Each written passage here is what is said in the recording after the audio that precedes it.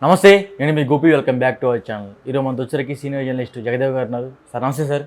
Sir నేను అసెంబ్లీలో ఎంతో చూడముచ్చటగా జగన్ గారు రఘురామకృష్ణరాజు గారు భుజం మీద చేసుకొని మాట్లాడుకోవడం జరిగింది. అంటే బయట టీడీపీ కానీ లేకపోతే జనసేన కార్యకర్తలు ఏమనుకుంటున్నారంటే మరలా రఘురామకృష్ణరాజు వైసీపీలోకి చేరబోతున్నారా అని ఒక ఊహాగానాలు ఉన్నారు. సో దీని మీద మీ అభిప్రాయం అండి? రఘురామకృష్ణరాజు గారు భుజాల మీద చేతులు వేసుకోలేదు, చేయి కలుపుకొని మాట్లాడుకున్నారు, షేక్ హ్యాండ్ లాగా. మరి భుజాల మీద అని మీరు అంటున్నారు. భుజాల మీద అనేది అది వేరే భావం వస్తుంది, బాగా మిత్రులు ఉండేవాళ్ళకి అలా ఉంటుంది. అయితే ఇక్కడ అందరికీ వచ్చిన డౌట్ ఏంటంటే, రఘురామకృష్ణరాజు గారు మొన్న గవర్నమెంట్ ఫామ్ అయిన తర్వాత ఉండి ఎమ్మెల్యేగా ఉన్నారు కాబట్టి, అటువంటి వ్యక్తి సిఐడి వాళ్ళ మీద కంప్లైంట్ చేశారు. సిఐడి వాళ్ళు తనని ఒక ఎంపీ స్థాయిలో ఉన్న వ్యక్తిని కూడా చిత్రహింసలు పెట్టారు, చాలా అరెస్ట్ చేశారు, చాలా పక్క రాష్ట్రాలు ఉంటే వాళ్ళకి ఇన్ఫార్మ్ చేయకుండా ఇక్కడికి వచ్చి చేశారు, రకరకాలుగా మనం వార్తలు చూసాం. సో అది రీసెంట్గా దాని కారకులు ఎవరు ఆదేశిస్తే ఇలా చేశారని దాని మీద ఆ సిఐడి బాస్ మీద మాజీ ముఖ్యమంత్రి జగన్మోహన్ రెడ్డి గారి మీద కూడా ఆయన కేసు పెట్టడం జరిగింది. సో అట్లా అంత పెట్టి మాట్లాడితే జగన్మోహన్ రెడ్డి గారి మీద విమర్శలు, షటైర్లు, ఆయన సొంత ఛానల్లో వ్యంగ్యాస్త్రాలు సంధించే RRR గారు రఘురామకృష్ణరాజు గారు వీళ్ళు జగన్ని పలకరించడం ఏంటా అనేది చాలా సందేహం వచ్చిన తర్వాత మేబీ సిఐడి విషయాలు కానీ లేదంటే జనరల్గా ఒక కుచల సమాచారాలు మాట్లాడుకున్నారా అని సందేహం వచ్చింది. ఎందుకంటే ఈయన నవ్వుతున్నాడు, ఆయన మాట్లాడారు. ఆ ఫోటో అయితే చూశాను నేను. సో ఇవాళ రఘురామకృష్ణ గారు ఇచ్చిన క్లారిటీ ఏంటంటే, మీరు ఏదైనా ధైర్యంగా ఎదుర్కోవాలి, మీరు రావాలి అసెంబ్లీకి వచ్చి మీ నిరసన తెలియజేయాలి, మీ వాయిస్ వినిపించాలి అన్నట్టుగా మాట్లాడాను అన్నట్టుగా చెప్పారు. మేబీ ఆయన కూడా వ్యంగ్యంగా వెటకారం కూడా అని ఉండొచ్చు.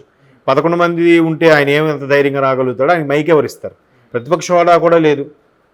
బట్ రఘురామకృష్ణరాజు గారు అలా మాట్లాడాలని స్టేట్మెంట్ ఇవ్వడం అనే విషయం పక్కన పెడితే, రాజకీయ నాయకుడు అంటే అలాగే ఉండాలబ్బా. వెనక కత్తులు దూసుకున్నా, ఆడి మీదకి పీకల వరకు కోపం ఉన్నా, వీళ్ళు బయట కనబడడం మాత్రం నమస్కారం అండి, బాగున్నారా, ఏంటి సంగతి, చిక్కిపోయారు, ఇలాగే మాట్లాడారు. ఇదే రాజకీయం. అంతేగాని జగన్మోహన్ రెడ్డి గారి లాగా చంద్రబాబు నాయుడు ముఖం చూడను, ఆయన అక్కడ కనబడితే నేను వెళ్ళను, ఆయన ఉంటాడు స్పీకర్గా, ఆయన పాత్ర ఉంటారు కానీ ముఖం చూడను, ఇవి కాదు. చాలా జరుగుతుంటాయి.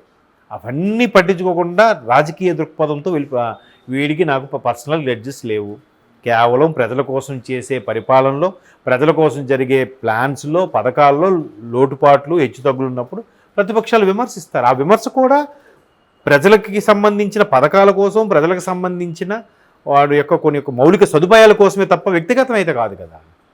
అది మైండ్లో ఉంటే ఎవరు తీసుకోరు. అది మైండ్లో పెట్టుకొని ఎక్స్ట్రీమ్ లెవెల్కి వెళ్ళి వాడు 3 పెళ్ళిళ్ళు చేసుకున్నాడు, 4వ పిల్లం ఎవరో తెలియదు, లేదంటే ఆ బిడ్డను కన్నాడు కానీ ఎవరితో కన్నాడు, ఇట్లాంటి మాట్లాడకూడదు, చాలా తప్పది. సో రఘురామకృష్ణరాజు మంచి ఎంటర్ప్రీనర్తో పాటు, మంచి బిజినెస్ మ్యాన్తో పాటు, మంచి పొలిటీషియన్ కూడా ప్రూవ్ చేసుకున్నాడు. ఈయనగా పలకరించాల్సిన అవసరం లేదు. ఆయన స్టేచర్కి ఇప్పుడు రఘురామకృష్ణరాజు చాలా పెద్ద బిజినెస్ మ్యాన్, ఆయన చాలా వేల కోట్లకు అధిపతి, పైగా ప్రజాప్రతినిధి.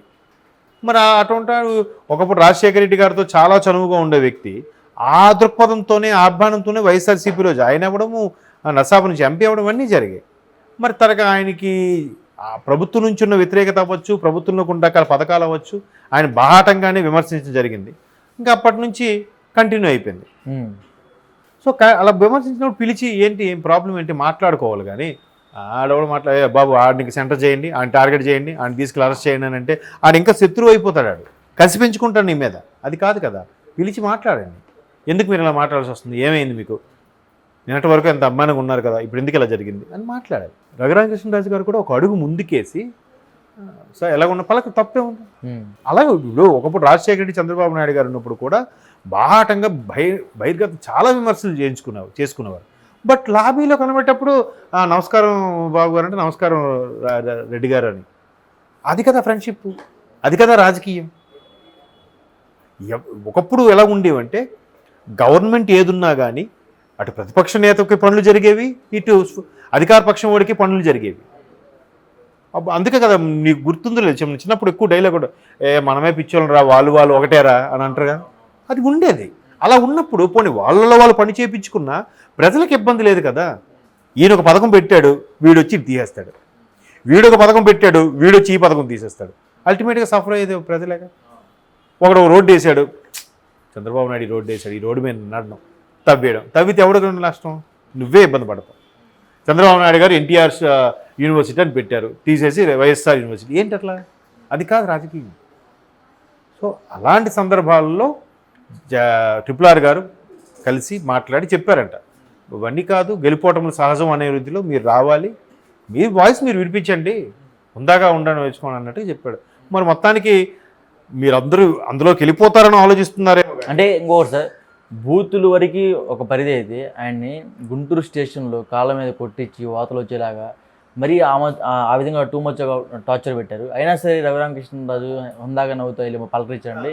దాన్ని ఏ విధంగా తీసుకోవాలంటే, అయినప్పటికీ ఈయన ఏం చేశాడు, ఒరే నేనరా పొలిటీషియన్ని, ఇప్పుడు ఆయన మార్కులు కొట్టేశాడుగా. ఎలా మార్కులు కొట్టాడు? అంత హింసించిన ఆయనకు కూడా ఈయన వెళ్ళి ఎదురెళ్ళి పలకరించాడు. అబ్బా రఘురామకృష్ణరాజు గారు అంత మంచివాళ్ళరా. సీతమ్మ వాకిట్లో సిరిమల్లి చెట్టు సినిమా చూసారా? అందులో ప్రకాష్ రాజు వాడు ఇడు వస్తే మళ్ళీ పలకరిస్తాడు అని సైడ్ వెళ్ళిపోతాడు, పిలిచి మరీ పలకరిస్తాడు. తర్వాత బాయిడు అంత మంచివాడు, అందరినీ చక్కగా పలకరిస్తాడు. అది కదా అక్కడ ఆయన మార్కులు కొట్టేశాడు. ఈయనకి ఇంకేమనుకుంటారు, తిరిగి ఈయనదే అప్పర్ హ్యాండ్ ఎవరిది? RRR గారిది. జగన్ ఒక మాజీ ముఖ్యమంత్రి పట్టుకుని నేను తిరిగి క్లాస్ పీకాను, ఎందుకురా నీకు ఆ పౌరుషం, నువ్వు అసెంబ్లీకి రా, చక్కగా ఉండు, నీ ప్రతిపక్షంగా ఉండు, లేదా ప్రజల తరపున నీ వాయిస్ వినిపించు అని చెప్పాను నేను అని చెప్పుకోవడానికి ఉంటారు కదా దీనికి. అప్పుడు అప్పర్ హ్యాండ్ ఎవరికి చెప్పండి? అది కదా రాజకీయం. అందుకు రఘురామకృష్ణరాజు అనే వ్యక్తి చాలా అటెన్షన్లో ఉంటాడు. ఆయన బయట ఉన్నప్పుడు కూడా ఆయన వైపు ఎక్కువగా మీడియా వాళ్ళకి కూడా ఫోకస్ ఉంటుంది, మీరు అబ్జర్వ్ చేశారో లేదో. సో ఆయన వైపు టర్న్ చేసుకున్నాడు అటెన్షన్ అంతా కూడా.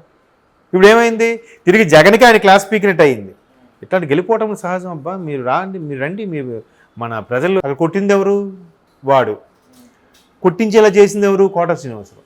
అప్పుడు చెవి దగ్గరికి వెళ్ళి చెప్తాడు కదా, మీకు రాజకీయం రాదురా, రౌడీజం వేరు రాజకీయం వేరు, ఆవేశపడిపోతే పనులు అవ్వు అని చెప్తాడు. సో ఇక్కడ కూడా RRR గారు ఆ పరంగా ఈయన్నే అప్పర్ హ్యాండ్ లాగా ఉండి ఆయన క్లాస్ పని కూడా ఉన్నట్టు ఉంటుంది కదా. కాబట్టి అంత హింస పెట్టిన తర్వాత ఆయన వైసీపీలోకి వెళ్తాడు అనుకోవడం జరిగే పని కాదు, జరగదు. ఎందుకంటే దానికి కూడా ఆయన నరసాపురం ఎంపీకి ముందు ఫిక్స్ అయ్యిందన్నారు, తర్వాత ఏమి జరిగిందో తెలియదు. లాస్ట్ మినిట్లో బాబు గారు చెప్పి సజెస్ట్ చేసి ఉండి ప్లేస్ని ఈయనకి కేటాయించారు, ఇన్ని చూసాం. కాబట్టి అట్లా వెళ్తారని నేను అనుకోవట్లేదు. Okay sir, thank you.